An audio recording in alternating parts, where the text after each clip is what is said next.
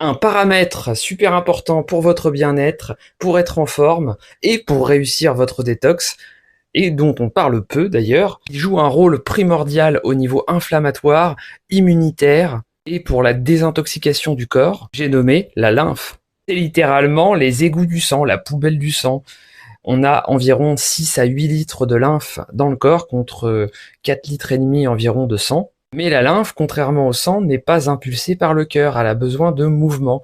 Et sans mouvement, la lymphe ne circule pas. Enfin si, elle va circuler quand vous allez vous coucher par un effet de bascule, mais sinon, autrement, elle ne va pas circuler. On a un rapport de 1 pour 40 entre quelqu'un qui bouge et quelqu'un qui ne bouge pas. Là, on fait un liquide visqueux, blanc. Les canaux lymphatiques amènent cette lymphe jusqu'aux ganglions, dans lesquels la lymphe sera traitée, épurée, et les pathogènes seront tués. C'est dans la lymphe que les toxines, bactéries, pathogènes vont être déversés. Le foie est un organe majeur de la création de la lymphe.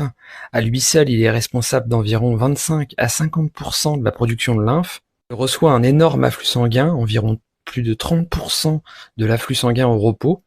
Tous les canaux lymphatiques se déversent dans le canal thoracique, situé juste derrière le foie, qui est le plus gros créateur de lymphe du corps. Vient ensuite les muscles, les intestins, la peau, les poumons et les autres organes. Allez voir mon article sur le foie, enfin mes articles d'ailleurs, j'ai fait plus de 185 articles sur mon site. Allez voir mes articles sur le foie et prenez soin de votre foie. L'intestin grêle représente 15 à 20% de la production de la lymphe, les muscles et la peau 10 à 15%, et les poumons 5 à 10%, les autres organes en dessous de 5%.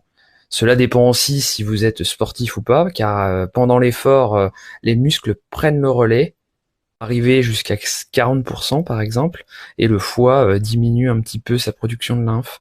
Lorsque la lymphe est engorgée, cela favorise l'inflammation, les problèmes immunitaires, les infections, la rétention d'eau, et cela limite la détox. Pour favoriser la circulation de la lymphe, il faut bouger, faire des massages.